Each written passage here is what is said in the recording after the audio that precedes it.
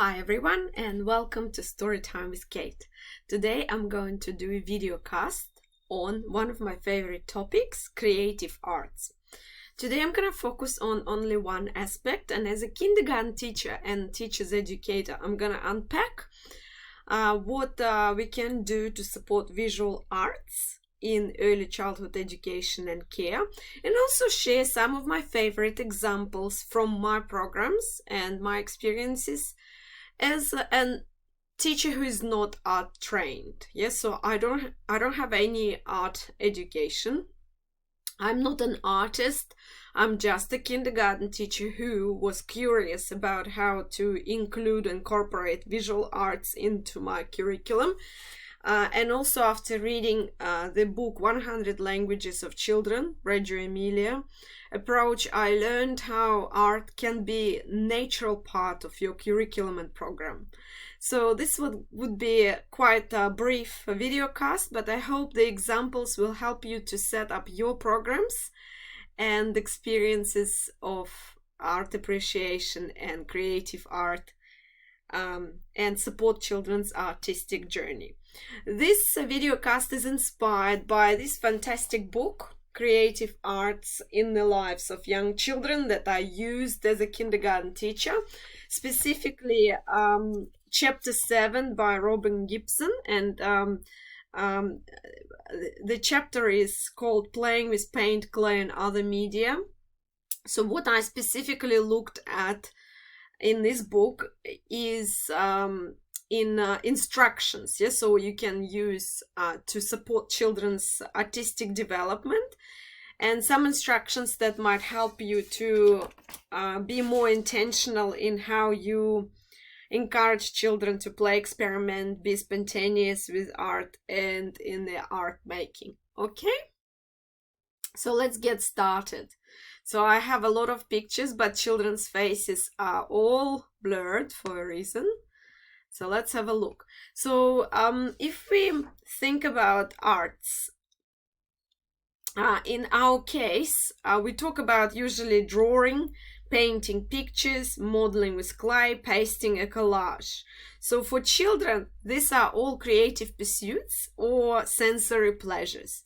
So as you can see on all these pictures, children are involved in art making through hands-on experiences. So that's number one lesson that I learned as a kindergarten teacher, and it is heavily based on my own experiences as a child. So I remember that I went to my friend's art school when I was 6, and at this stage I was learning to play musical instrument, piano. So I was very engaged in my studying, but it was a little bit too formal. And when I came to her school, I was absolutely amazed how informal art school was and how relaxed the atmosphere was. So I remember they gave me a piece of soap and asked me to sculpt it. So they gave me a sharp knife and other instruments, other tools, and I absolutely had a ball just creating my own thing. It wasn't perfect, I remember, so I was not very satisfied by this particular creation as a product, but I remember enjoying the process very much. So if we think about children, creativity in relation to visual arts is usually used as a synonym. So children do quite often express their creativity, their imagination through art. Yes, so and in particular through painting, through drawings, through sculpting, and collages, yes, so but also through 3D sculpting and from recycled materials and all the other similar things. Sometimes art is present where we usually do sensory experiences as well, for example in a sandpit or playing with water. Art is pretty wide term, but if we think about playing with paint, clay and other media, so this is pretty much what you see in my images here. For example, it might be paints, yes, so when children experiment with paints, and I'm gonna give you an example here. So they do use paints. as sensory medium, and they also experiment by rubbing it over the table. So it creates mess, as you can imagine, but mess is an important part of children's art making, spontaneity. So you need to create spaces for this particular messy art. Yes, so and how did I do it? In my room, I would always have a special table for it. If you don't want to allow children to experiment on the table, you can always cover it with a tablecloth. Also, aprons or art aprons, art smokes are important to protect children's clothes. You also can use special art t-shirts or art shirts as well. So that's really, really easy to source from op shops. You also can ask parents to bring old t-shirts, so you can call them art or artist t-shirts, but most centers do have smokes anyway. So the second example here is using more artistic tools. For example, black, either paint or ink, so I used both. So here child experimenting with monochrome colors, so just black and white, on an easel. So you can see this is a vertical surface, so children actually practice to paint in a different way. They're standing up, yes, so they're not using pressure. So, and they also can learn different types of stroke. So this is another way to incorporate art in your curriculum. So next one is, as you can see, Play-Doh or clay and loose parts. So loose parts might be natural loose parts, such as nature materials, sticks, shells, leaves, flowers, etc., gum nuts, or it might be rocks, some beads and other loose parts that quite often used in early childhood education and care services. So this allows children to create sculptures and collage, experiment. So the most important thing is to either document learning or save their creations and treat them as masterpieces as well, and display them, which would be in line with Reggio Emilia approach. So next one is to use not just paints, which is also quite versatile, but finger paints, for example. For younger children, finger paints are recommended, as you can see here on this picture. I used finger paints or with support from loose parts. So I would use special sponges that I would buy in Resource Rescue, or we would have in our storeroom, and then children will be able to print. Yes, so printing is also one of the most popular techniques of art making, yes, so or mark making in early childhood education and care. Over a few years, I tried different medium. For example, wet pastel. That's when you will encourage children to put the pastel that also easy to source from any art shop, as you can see here on this picture, and put it in a glass of water, or in my case container of water. So this makes the pastel wet, and then it's easier for children to scribble and make marks and create their own art as well. Using different tools, which is quite a common practice as well. So you can see on this picture on the right that children are using sticks. So now if I will use sticks or cotton buds, I will make sure they're sustainable. Back then, I only started my sustainability journey and I used cotton buds that we had around. So you also can use normal sticks that children will find on the ground, branches, leaves, etc. So the idea is also to create dot painting or scribbling with other tools. One of my favorite tools to use with children is related to the concept of art as a process, or process art. So I was very inspired as an early childhood teacher by the book of Anne Cole, and many ways to do art or to encourage children to do art as a process. The book is actually called Process Art or Preschool Process Art and has so many ideas. So we tried different things, we tried different medium, sensory rich experiences, and one of my favorite experiences that we completed with a group of children was pendulum painting. So when I used a tomato sauce bottle, and it was very hands-on, very full body experience, painting under the table like Leonardo da Vinci, so fresco, and beautiful experience. And also the one that we did as in a salad spinner. So salad spinner art is still very popular. Whenever I bring my salad spinner, children absolutely love it. And all sorts of other wonderful and quirky approaches. But you don't really need to use a lot of tools. The most important thing is to focus on creativity and allow children to experiment. Yes, so to view art as a process, allow them to use art as a language, which is a language of self-expression, and the concept of 100 languages children speak. Creative children, according to Robin Gibson, as she quotes in her book, look twice, listen for smells, dig deeper, build dreams, castles, get from behind locked doors, have a ball, plug in the sun, get into and out deep water, sing in their own key. So in other words, allowing children to be creative, we encourage them to problem solve, to use their imagination and prepare for the world that is very different from the world that we used to grow up in.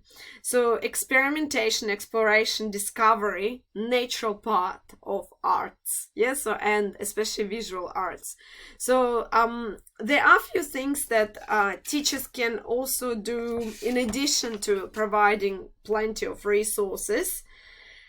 Following EYLF or Early Years Learning Framework in Australia, which views children as social beings that are intrinsically motivated to exchange ideas, thoughts, questions, feelings, to use a range of tools and media to express themselves, connect with others, and extend their learning. That's EYLF 2009, page 38. So art making is all about using these tools, and communication, which is outcome number 5. You also can promote a connection to the world, that's outcome number 2, through so-called art appreciation. And that's another thing that I tried to incorporate in my program. So I will take you to the top of this page to show this experience with Monet painting. So it collided with a Monet exhibition that I attended, and I already knew Monet and many other French artists, so I really do like painters and artists. And I was just bringing a lot of prints. So as you can see to the right from this child, there is a print that's set up and little easel with invitation to paint. So in Reggio Emilia, they would call it provocation. Yeah. So I created a lot of art provocations throughout the years. I used to work in early childhood education and service, care services permanently and as a relief teacher. But I consider this is one of the best illustration of how art appreciation can lead to art exploration and project. So as you know, project work is based on children interests, and I was lucky enough to have a group of children that were interested in the artist ways or art artistic creative ways to experiment with paints and other resources and other tools. So it all started with Monet that I set up as I said, as an invitation, and one little boy named Tyler.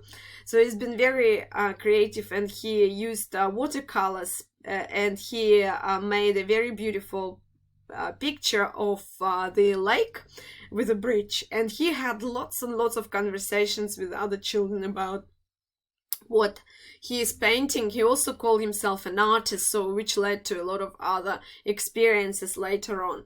So I resourced a lot of things and materials that we could experiment with, and based on Uncall book, I don't remember what it's called, I think it's Exploring Famous Artists, we started to explore or appreciate different types of painting styles and painters. For example, we looked at Mondrian, so which I displayed in the room as well, his famous painting. And then we created similar artworks, as you can see, with a little bit of prompting. So we created a lot of artwork that represented Mondrian idea of geometrical collage. We also looked at painting with scissors, and that was in line with the works of Miro. We also did represent Pollock, which was a fantastic American painter, and proudly displayed our work as well with a little bit of information about the project that we learned about. So during these explorations of multiple artists, I don't even remember all of them, including actually indigenous techniques and Aboriginal art, which should be in every early childhood center. I remember that I focused on few things that Robin Gibson talks about and encourage you to instruct children on. So number one concept. So I believe that intentional teaching actually is teaching about concepts. So you can see that number one concept that I focused on was color. So the color might be chroma, so that's whether it's like black and white, intensity and value. So then we can talk about different lines, for example directions, horizontal lines, vertical or oblique. Then you can talk about shape. Yes, so shapes, we all know, every teacher probably talks about shapes when it comes to painting, so that is pretty obvious. Geometric or organic forms. Here you can actually introduce nature art, which I did as well. For example, there are fantastic examples of nature art by Goldsworthy, which we also explored and built some pyramids in class.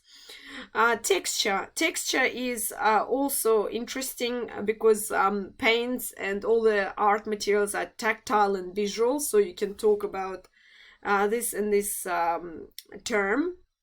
And finally, space, the area an object takes up. Positive space, and that surrounds shapes and forms. Negative space. So when we were doing all these famous artists, I remember we created a collage by Kandinsky, and this is when you will talk about space, because he had different circles, and what happens in between might be called negative space. And again, I'm not an artist, so I just try to bring be a co-researcher with children, so and research art. So sometimes we would encounter a problem, and I wouldn't know how to scaffold children's learning because I'm not an artist. So this project actually encouraged me to learn so much more about stages of artistic development, revisit the stages of moving from scribbling to recognizable shapes, yes, so symbolic art as well, and be more curious about children painting and drawing. So the understanding of this key techniques and ways to incorporate art requires a little bit of time, but if we will summarize it, we can say that visual arts should be part of everyday curriculum in a form of creative drawing, so exploration of resources, process art, art appreciation, so you should have paintings that are displayed in the books with beautiful illustrations, pictures in the hall of Early Childhood Center of Family Daycare, and observational drawing, nature art. So I didn't talk about observational drawing today a lot, but or drawing or painting, but it is also quite often overlooked in early childhood education and care services. I've seen quite a few centers they do promote that, but if you look at this picture, I brought beautiful flowers. No, actually our other staff member brought beautiful flowers from her garden, and I thought that I provide children with paints that are pastel paints and beautiful brushes that are very precise, and green paper, just light green, to encourage them to look at the flowers and paint them. And I was surprised how long it took of my children in the group to look at the object, in our case flowers, then look back at their painting and be very precise in their movements. So when we encourage children to actually look and observe and explore, the art becomes much richer and much more interesting and beautiful. So even if you are not an artist, I hope my story inspired you to experiment with visual arts and incorporate them more into your teaching. Thank you for listening. Please subscribe if you liked the video, liked it, and good luck with your teaching. Bye.